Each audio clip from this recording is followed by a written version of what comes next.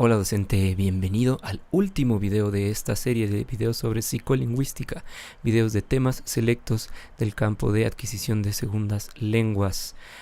En este video de conclusiones y aplicaciones, en primer lugar voy a decir qué implica para el paradigma antiguo de la enseñanza de gramática explícita el hecho de que haya esta nueva información sobre el funcionamiento de la mente y el cerebro. ¿Cuáles son las implicaciones para el paradigma antiguo?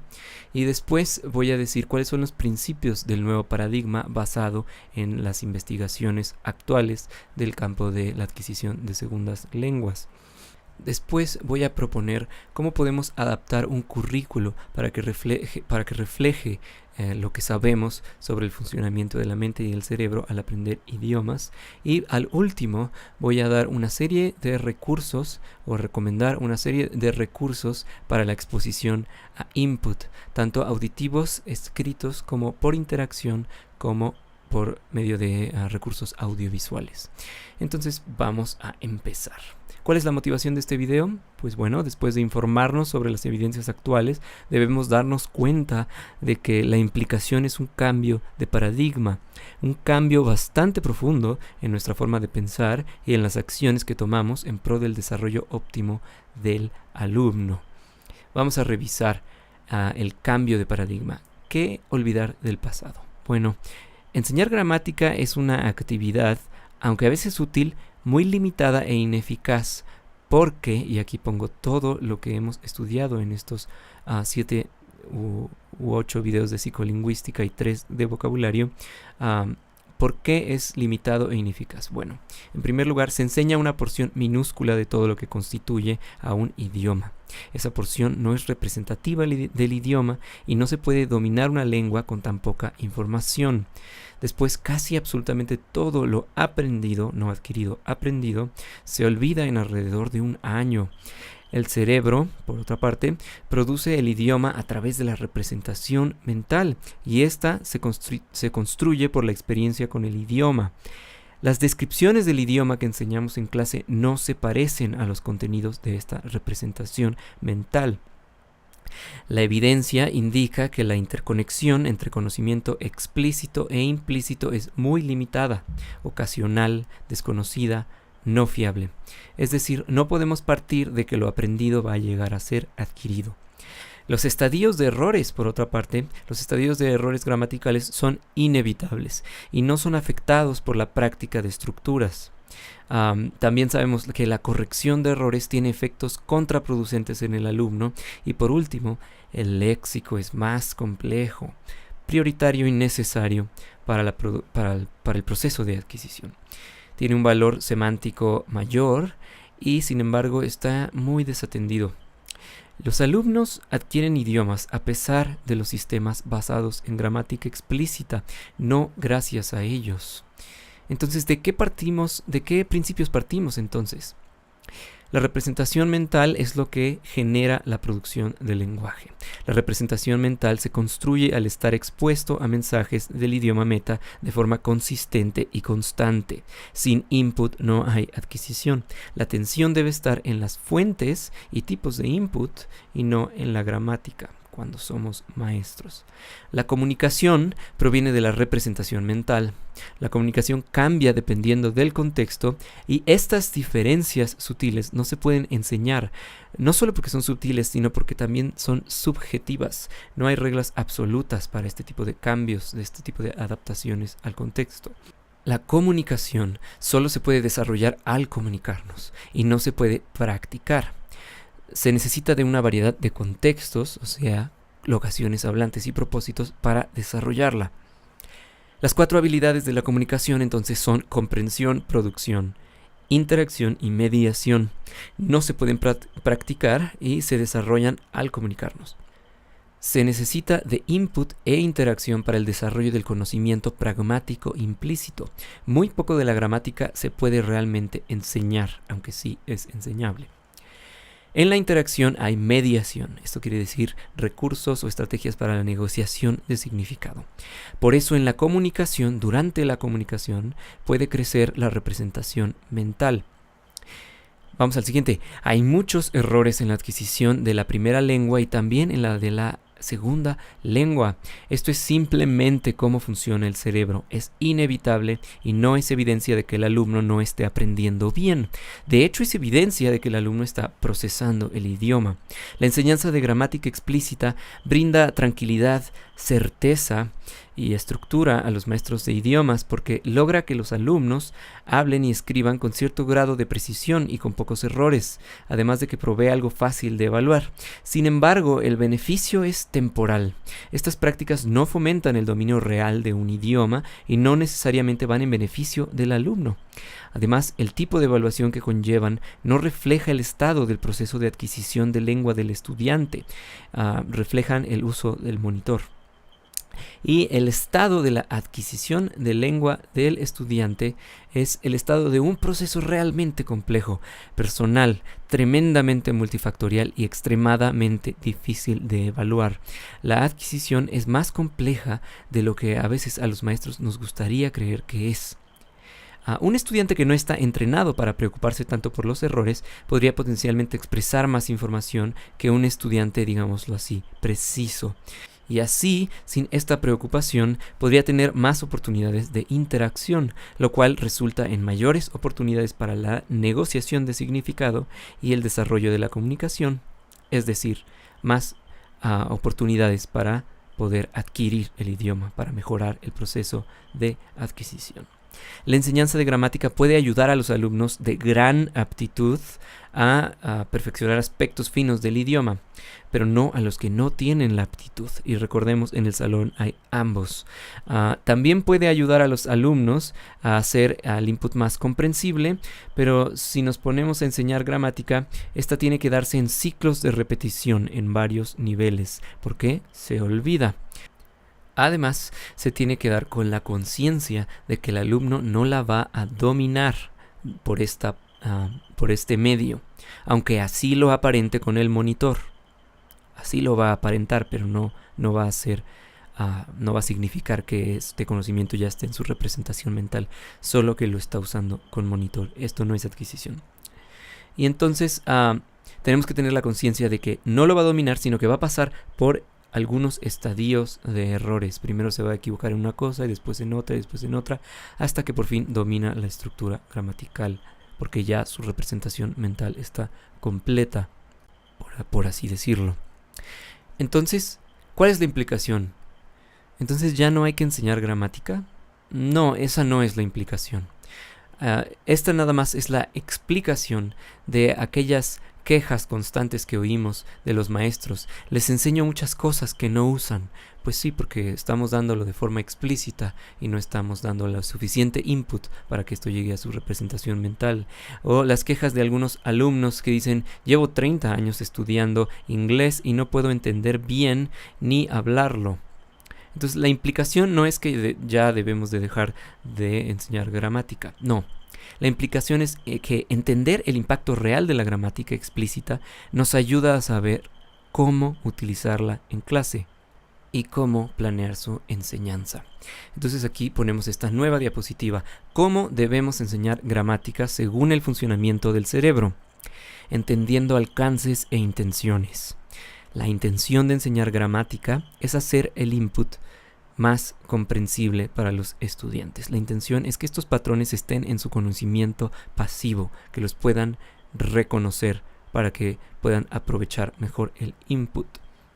La intención no es que aprendan gramática y usen el monitor. Esto es, además de esporádico, no permanente y no resulta en adquisición. La evidencia actual muestra que la transición de lo aprendido a lo adquirido es ocasional, no sistemática y no fiable. No podemos partir de aquí. La intención tampoco es que practiquen gramática. La práctica no hace que adquieran nada, solo que memoricen mejor algo que de todas maneras estamos completamente seguros de que después olvidarán en su mayor parte. La intención no es corregir gramática, ya sabemos que la corrección los puede hacer empeorar. Entonces la retroalimentación puede ayudar a los alumnos con mucha aptitud, pero no a los alumnos que no tienen esta aptitud innata o este talento innato para desglosar el idioma. Los errores son parte normal del proceso de adquisición, tanto de la adquisición de la primera lengua como de la adquisición de segundas lenguas. La intención no es hacer exámenes de gramática, porque estos evalúan la capacidad de usar el monitor. No evalúan la adquisición de lengua, evalúan una aptitud innata. Entonces, necesitamos enseñar los puntos gramaticales varias veces y no detenernos demasiado en ellos. Varias veces porque se olvidan, por supuesto, y no detenernos demasiado en ellos porque es mucho tiempo de la clase que necesitamos para otras cosas. Entonces, el conocimiento explícito tiene fecha de caducidad y necesitamos invertir menos tiempo en gramática y más en vocabulario y en pragmática, y sobre todo en exposición a input. Vamos a resumir. La utilidad o la misión de la enseñanza de gramática explícita es hacer el input más accesible y comprensible, además de que podemos darle cierta estructura y orden al proceso de enseñanza, y las implicaciones son: tenemos forzosamente que reciclar temas porque estamos seguros de que se les van a olvidar. La retroalimentación es para los alumnos con aptitud o talento. No debemos practicar porque nos resulta en adquisición, no debemos corregir porque los hace empeorar, y no debemos hacer exámenes de gramática porque no estamos evaluando lo que creemos que estamos evaluando. Y por último, tenemos que tener claro que el alumno adquiere la gramática del input, sobre todo si no tiene aptitud. Necesitamos invertir más tiempo y más recursos en proveer input para el alumno. Pero el cambio de paradigma que implica toda esta evidencia sobre el funcionamiento de la mente y el cerebro va un poco más allá. Hay preguntas difíciles de responder y aquí van algunas de mis propuestas basadas en esta información que tenemos hasta ahora. Una pregunta difícil es: ¿en qué basamos el currículo si la enseñanza de gramática es tan limitada? Las funciones tampoco serían tan efectivas si la comunicación no se puede practicar y también depende de la memorización. Pues bueno, lo podemos basar en tamaño de vocabulario. Sabemos que esto es más parecido a la representación mental. También lo podemos dividir según el nivel de los materiales de input que le estamos dando a los alumnos. También podemos estructurar el currículo basado en temas comunicativos basados en la adaptabilidad al país meta en niveles bajos, y después dar mayor variedad a los temas en niveles más altos. ¿Cómo dividimos los niveles? Bueno, pues podemos dividirlos por cuántas horas de input ha tenido el alumno, además de cuáles son los materiales que está utilizando. ¿Cómo realmente evaluamos? ¿Cómo decidimos en qué nivel poner a un alumno? Bueno, ahora sabemos que algunas cosas simplemente no se pueden evaluar. No se puede evaluar el conocimiento profundo de 5000 vocablos porque es difícil evaluarlo en uno solo, para empezar. Pero también hay otros métodos que no son exámenes de gramática. La autoevaluación. El alumno más o menos sabe qué se le dificulta, qué puede hacer, qué no puede hacer con el idioma. Evaluación diaria y formativa del desempeño. Nos podemos basar en rúbricas y en diarios de cuál es el progreso de los alumnos. Los alumnos pueden también tener su propio diario donde notan sus progresos, y también en el análisis de los textos que producen los alumnos. Podemos basarnos en cómo es su output, cómo es su producción oral y su producción escrita, y tomar decisiones basados en esto. También podemos evaluar cuál es el tamaño de su vocabulario por medio de los softwares de vocabulario. No podemos obviamente evaluar la profundidad, pero sí el número de palabras que ya conocen y más o menos dominan la conexión entre significado y forma. Y en última instancia, el alumno puede decidir en dónde se siente cómodo, y el maestro sabe ver su rendimiento y aconsejarlo bien al respecto. No tiene que haber un examen de acreditación de por medio. La evaluación tiene que ser más cualitativa para que sea más precisa. ¿Cuándo recurrimos al input? ¿Cuándo a la interacción? ¿Cuándo al output? ¿Y cuándo a la enseñanza explícita?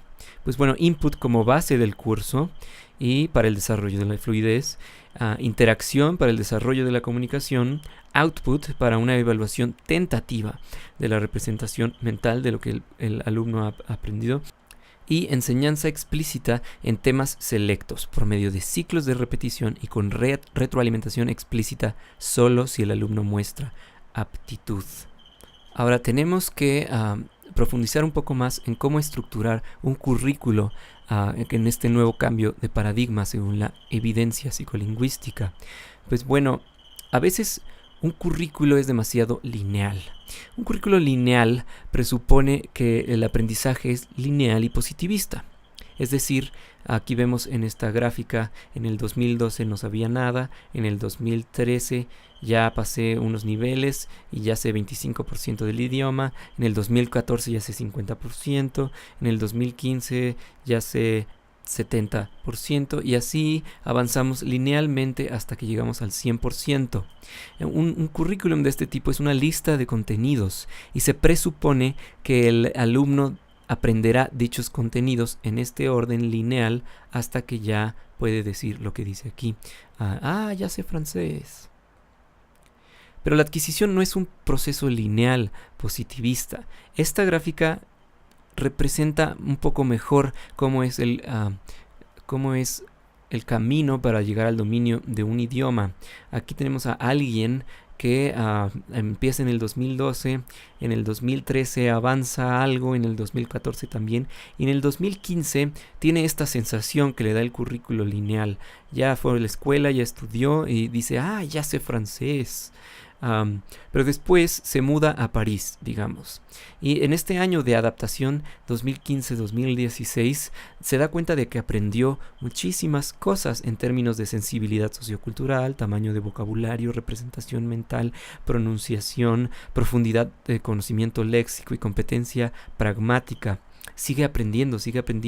Entonces este alumno en el 2016 se pregunta, ¿ya sé francés? No solo esto, también se está dando cuenta de que muchas de las cosas que sabía ya las está olvidando y que al leer y al tomar clases o al trabajar empieza a readquirirlas. O sea que las sabía muy bien usando el monitor, después las perdió porque no tenía suficiente exposición a input y después con input e interacción empezó a tener un comando nuevo y mejorado de estas estructuras.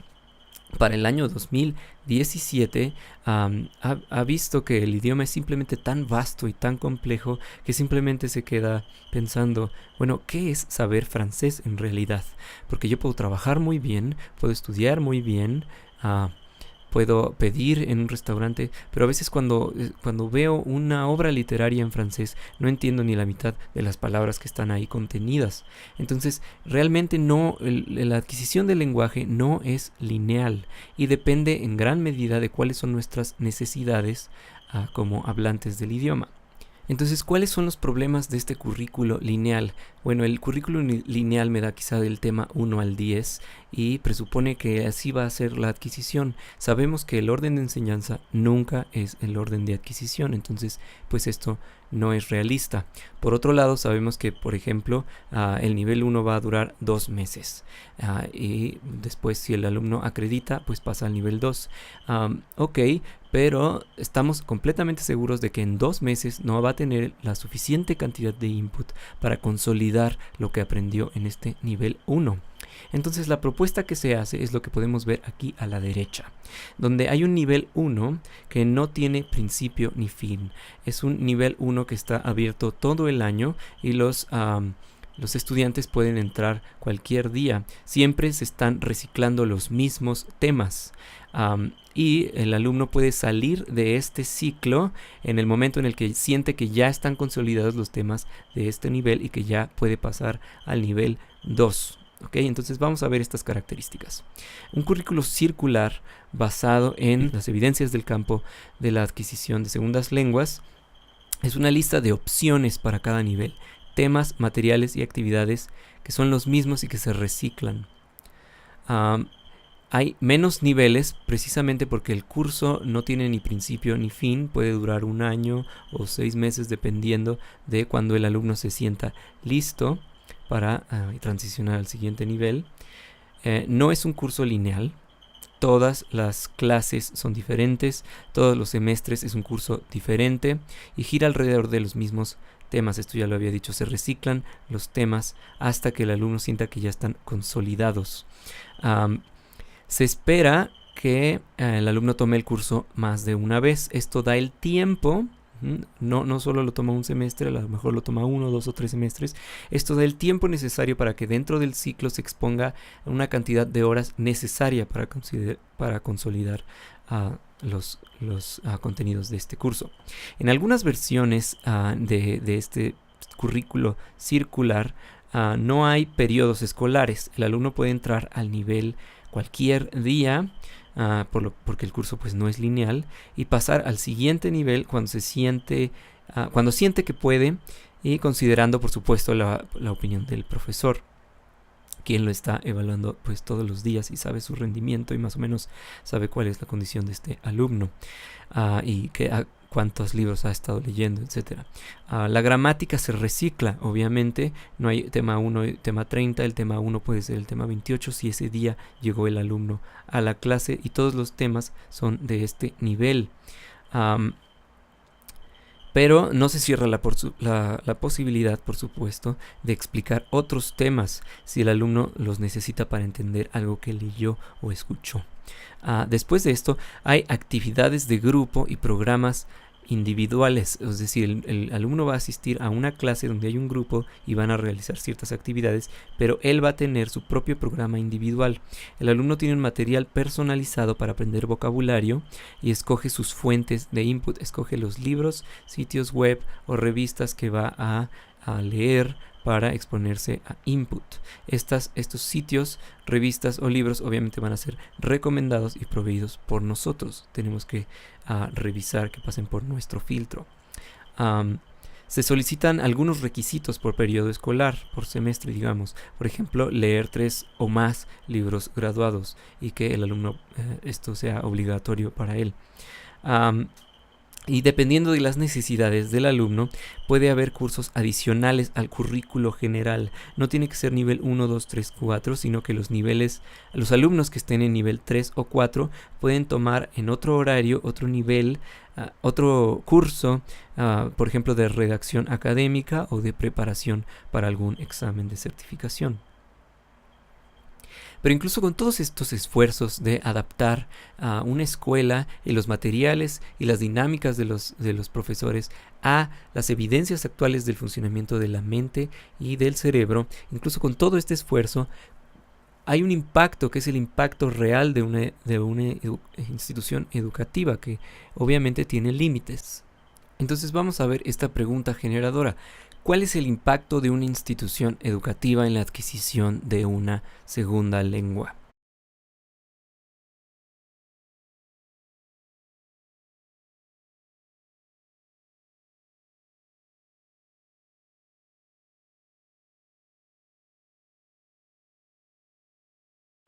Pues bueno, una escuela brinda de estructura, confianza, motivación, compañía y constancia al alumno.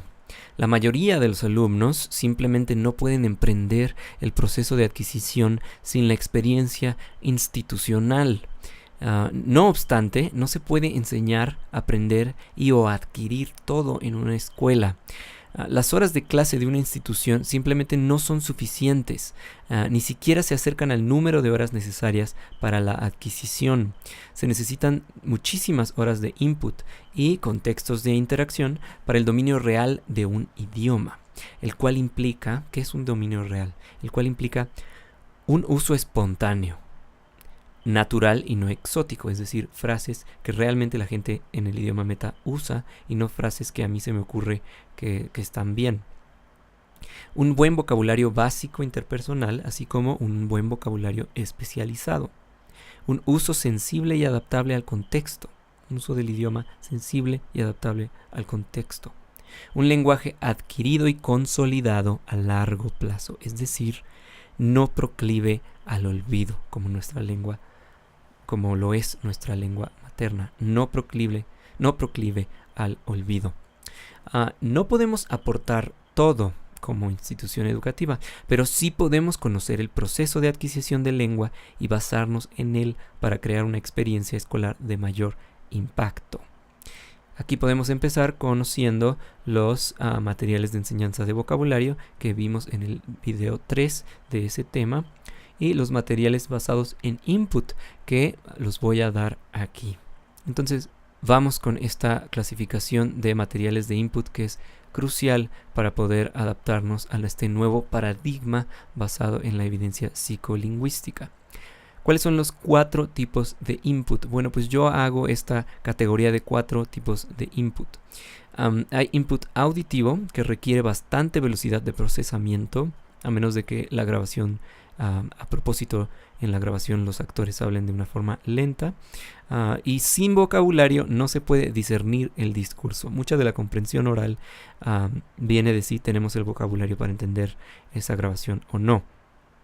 Ayuda al desarrollo de la pronunciación y de la entonación.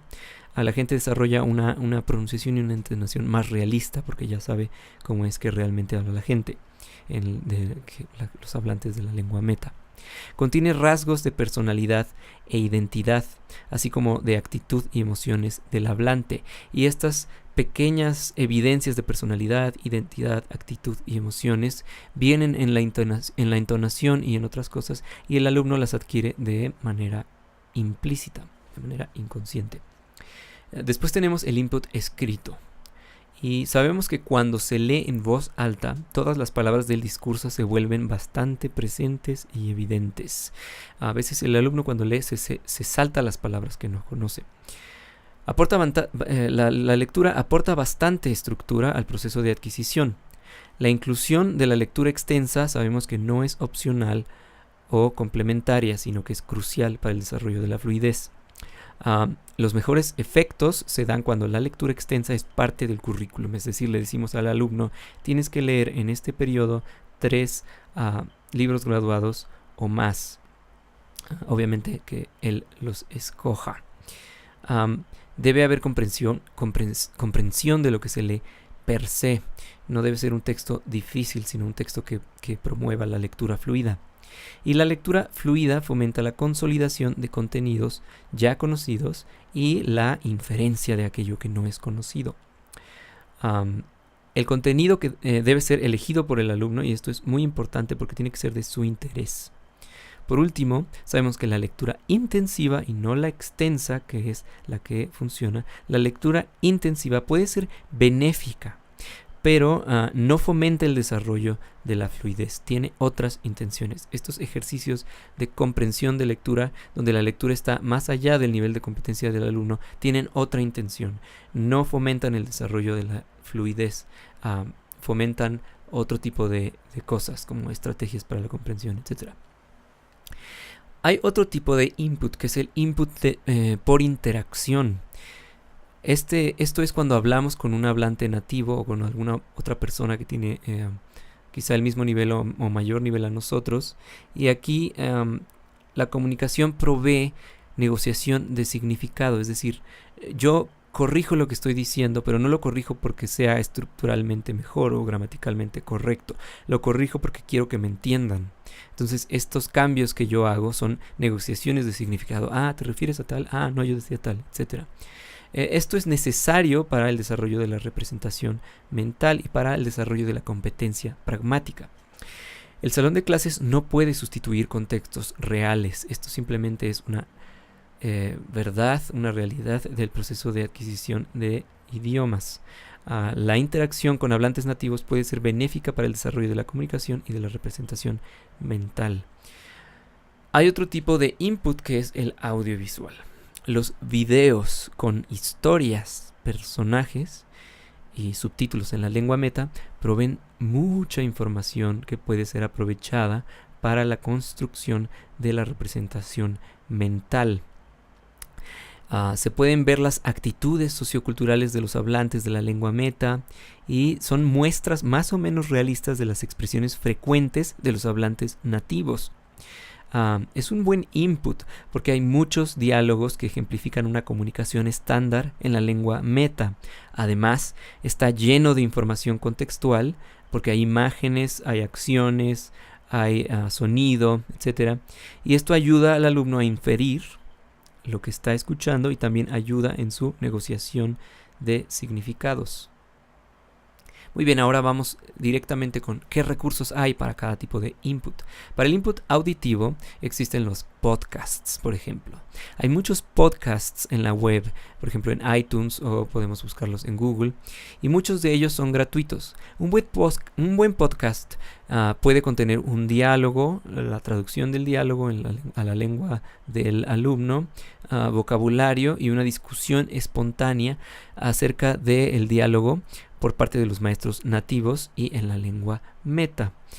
Su opinión sobre lo que pasó en el diálogo ficticio o información sobre el país de la lengua meta, etcétera. Entonces se escucha este diálogo entre dos personas y después el maestro dice, sí, esto pasa muy seguido, yo cuando fui a no sé dónde, bla, bla, bla, ¿no te ha pasado a ti, maestro 2? Y el maestro 2 le contesta, sí, pero yo creo que en este país es un poco diferente porque bla, bla, bla, etcétera. Hay una pequeña discusión que puede estar al nivel del alumno.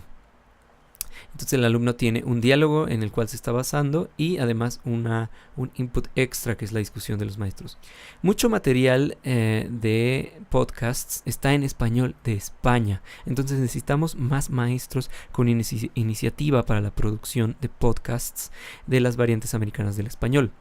Otro tipo de input auditivo son las grabaciones estilo libro de texto. Y estas grabaciones son el equivalente auditivo de la lectura intensiva, no de la lectura extensa, que es la que ayuda a la fluidez, sino el equivalente de la lectura intensiva. En otras palabras, es poco input, tiene poco significado y hay un riesgo de que el idioma sea un idioma descontextualizado y de que haya demasiada atención a la forma. Entonces pueden ser benéficos en las pocas instancias en las que decidamos recurrir a la enseñanza de gramática explícita, pero no para el desarrollo de la fluidez porque es un input muy corto. ¿Qué hay de las canciones? Bueno, pues son muestras pequeñas del idioma, al igual que las grabaciones estilo libro de texto. Son muestras pequeñas, pero son motivantes y significativas para el aprendiente. Contienen lenguaje coloquial que no siempre está en los materiales, digamos, tradicionales. Y si el alumno aprende muchas canciones, pues entonces la cantidad de input pues, ya no es tan pequeña. ¿Qué hay del input escrito?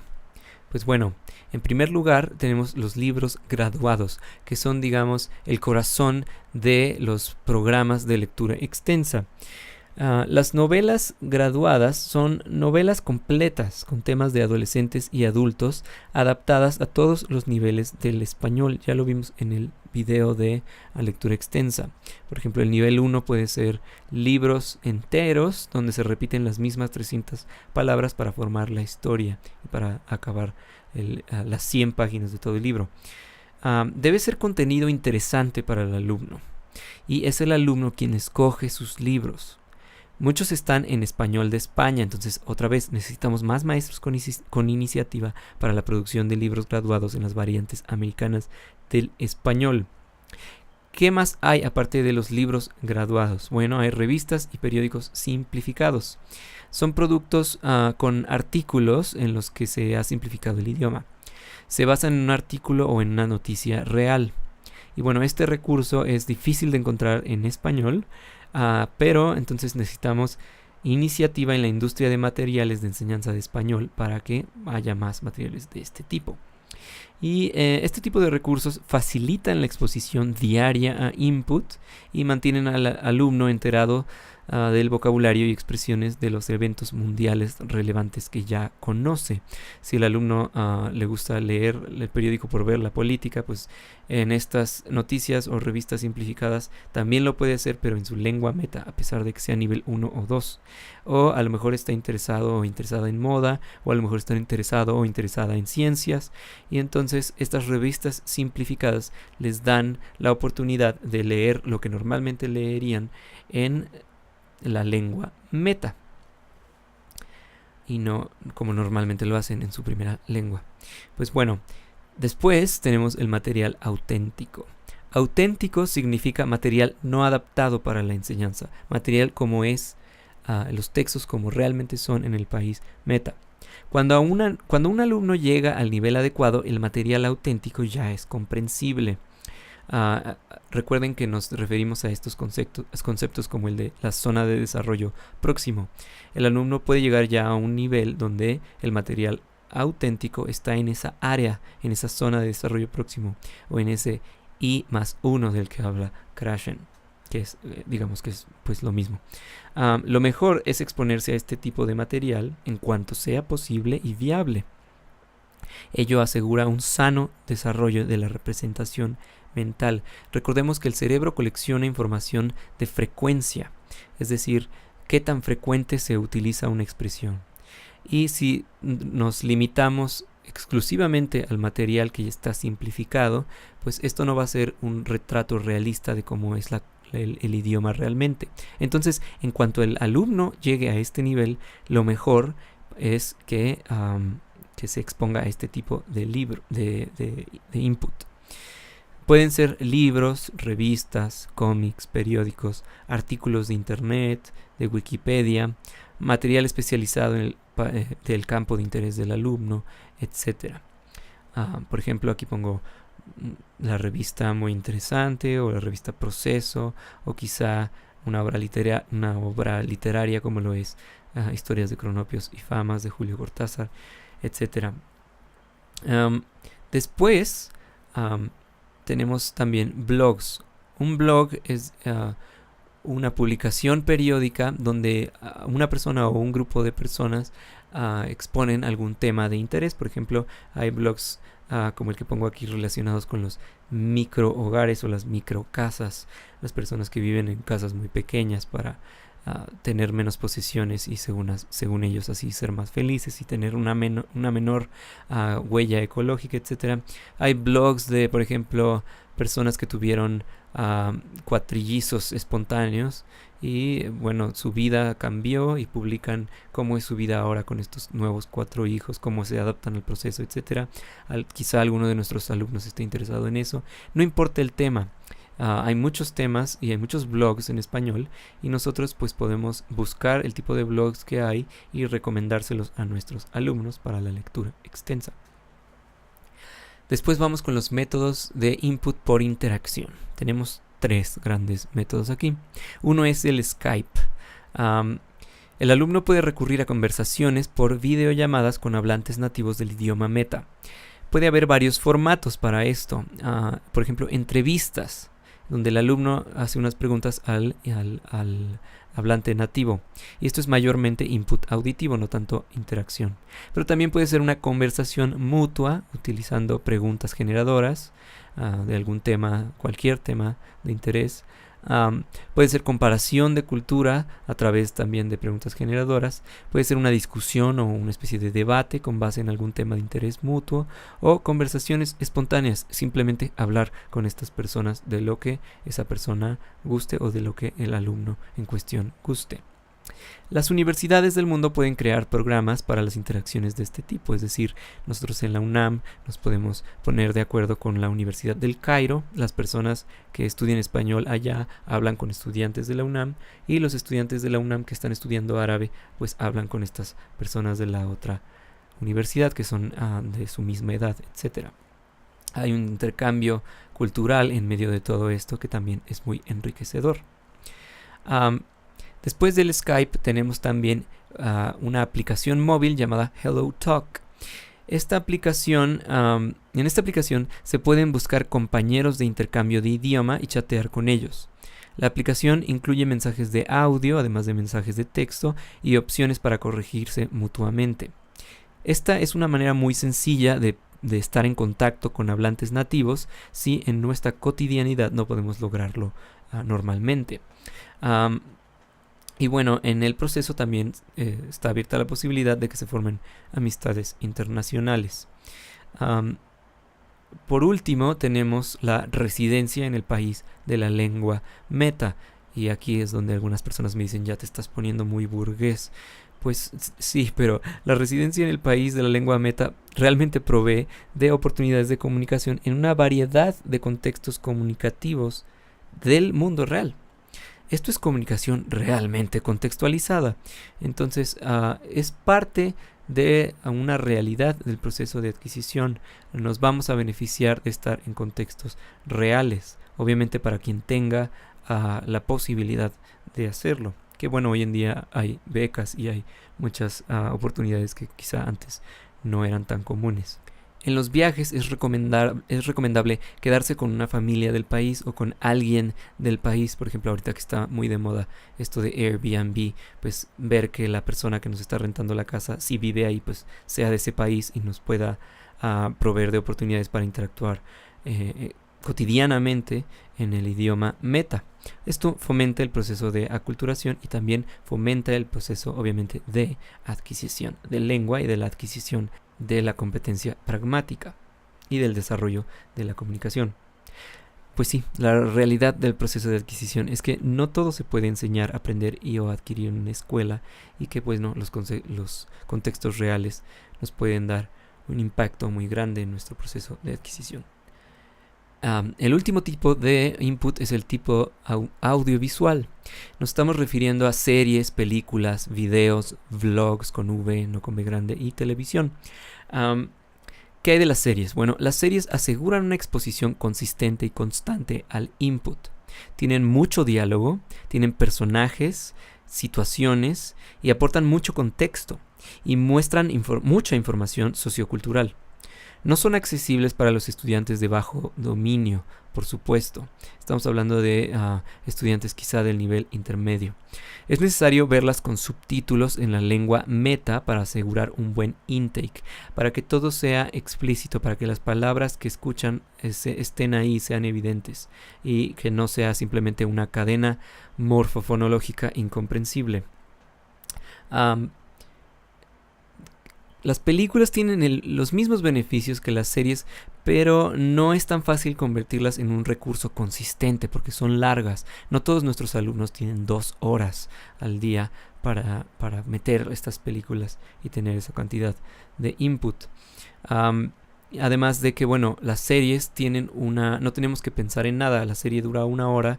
Vi el capítulo 1, pues el que sigue es el capítulo 2. No tenemos que preocuparnos por de dónde va a salir el material, sino que ya está sistemático ahí para nosotros. Las películas pues no tienen este beneficio. Tendríamos que estar buscando y buscando constantemente. ¿Qué de los videos o vlogs? Bueno, en YouTube hay mucho contenido que puede ser útil para los alumnos. La única consideración es que pueden ser videos cortos, se puede perder mucho tiempo en buscarlos y en muchas ocasiones no tienen subtítulos, aunque hay un movimiento en YouTube de poner subtítulos para las personas que tienen problemas de audición. Más allá de vlogs, los videos son los vlogs con V son video blogs, son como los blogs escritos, pero en el formato de me grabo a mí mismo hablando. Y bueno, puede tener la misma variedad de temas, no tienen que ser un adolescente en su cuarto como muchas veces lo es. Más allá de vlogs y videos de contenido banal, que bueno, es muy común en YouTube y que muchas veces la gente tiene esta noción de que YouTube es vlogs y videos de contenido banal. Bueno, pues no. En YouTube hay conferencias, hay documentales, hay programas de cultura, programas de viajes, videoensayos de temas filosóficos, videoensayos de lingüística, noticias, etcétera. Hay muchísimo contenido muy interesante en español, por ejemplo, TED en español, hay un programa que se llama Alan por el Mundo, que es un chico mexicano que va viajando y por el mundo y describiendo las culturas, la comida, etcétera. Esto puede ser de interés para muchos alumnos. O documentales como Tokio, gran ciudad con ideas pequeñas, que es un documental de arquitectura. Hay mucho contenido muy valioso en YouTube. Nosotros como docentes también podemos tomar estos videos y contactar a la persona que los hace para ofrecer poner los subtítulos, por ejemplo. Hay una opción en YouTube donde el creador da el permiso de que cualquier persona pueda poner los subtítulos, y si a nosotros nos interesa o a los alumnos les interesa ese contenido, pues podemos contactar al dueño del canal y decirle que si por favor nos deja poner los subtítulos para nuestra clase. Por último está la televisión. Un alumno que vive en México pues tiene este recurso más sencillo que un alumno que no vive en México, pero hoy en día hay una aplicación para el teléfono o para la tableta que se llama ITV México o ITV México, y aquí podemos ver canales mexicanos. Entonces la televisión pues ya también está por estos medios. El alumno puede recurrir a ver canales de televisión de países de la lengua meta. A veces estos canales están disponibles en los paquetes de cable o en páginas de internet. Y después de ver todos estos recursos basados en input, hemos terminado este curso de psicolingüística. Realmente espero que toda esta información y toda esta evidencia del funcionamiento de la mente y del cerebro haya sido tan emocionante para ustedes como lo fue para mí. Implica grandes cambios en nuestra manera de pensar, implica muchos retos que tenemos que resolver en el futuro, pero es sin duda información muy valiosa y que pues bueno, puede ayudarnos a nosotros en nuestra vida laboral y también a los alumnos a que ellos tengan un proceso de mucho mayor impacto en nuestras instituciones educativas de enseñanza de segundas lenguas o de lenguas extranjeras. Y bueno, ya que hemos llegado al final de este curso, pues no me queda más que darles muchas gracias por su atención y tiempo.